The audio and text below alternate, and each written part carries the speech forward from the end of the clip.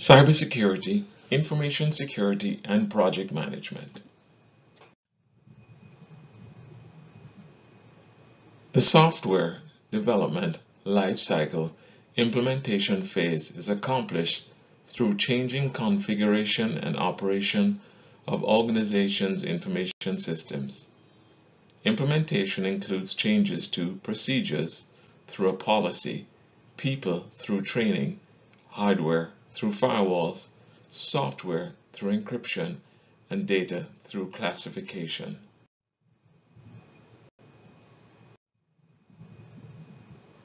Once an organization's vision and objectives are understood, the process for creating a project plan can be defined. The major steps in executing a project plan are planning the project and supervising task and action items and wrapping up. Developing the project plan includes work to be accomplished, assigning tasks, start and end dates, the amount of effort required, and the estimated capital and non-capital expenses. This is an example of a project plan. The work breakdown structure, which includes the task, resources required, the start and end dates, the estimated effort in hours, the estimated capital expense, estimated non-capital expense, and dependencies. When working on a project, we should consider the following: financial, the priority, time, schedule, staff, procurement, organizational feasibility, and training. Financial considerations. No matter what information security needs exist, the amount of effort that can be expended depends on the funds available. The cost-benefit analysis must be verified prior to development of the project plan. Both public and private organizations have budgetary constraints through a different nature.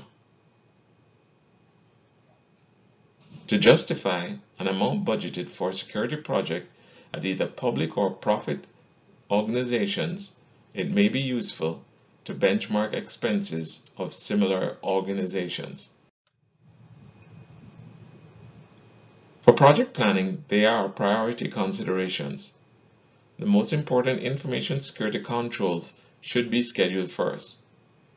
Implementation of controls is guided by prioritization of threats and value of threatened information assets. For project planning, time and scheduling considerations. Time impacts dozens of points in the development of a project plan, including the time to order, receive, install, and configure the security control. Time to train the users, time to realize return on investment of control. For staffing considerations, sometimes there is a lack of enough qualified, trained, and available personnel. These become constraints. Experienced staff is often needed to implement available technologies and develop and implement policies and training programs. There are procurement considerations. IT and information security planners must consider acquisition of goods and services. Many constraints on selection process for equipment and services in most organizations, specifically in selection of service vendors or products from manufacturers and suppliers. These constraints may eliminate a technology from the realm of possibilities. Organizational feasibility considerations. Policies require time to develop. New technologies require time to be installed, configured, and tested. Employees need training on new policies and technology. Changes should be transparent to system users unless the new technology is intended to change the procedures. We should also factor in training and indoctrination considerations. The size of the organization and normal conduct of business may preclude a single large training program on new security procedures and technologies. Thus, the organization should conduct phased-in or pilot approach to implementation. For scope considerations, we must look at the project scope. This concerns the boundaries of time and effort hours needed to deliver planned features and the quality level of project deliverables.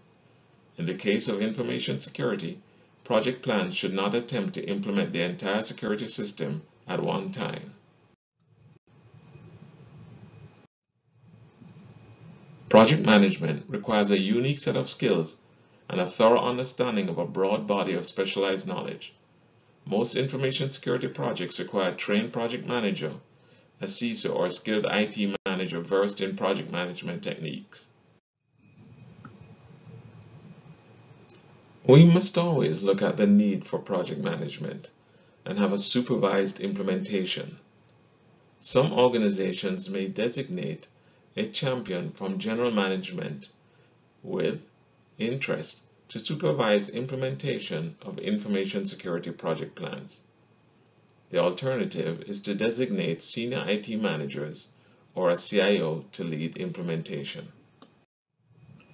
When executing the plan, remember, negative feedback ensures project progress is measured periodically. Measured results compared against expected results. When significant deviation occurs, corrective action must be taken. Often, the project manager can adjust one of three parameters for tasks being corrected: effort and money allocated, scheduling impact, or the quality or quantity of the deliverable.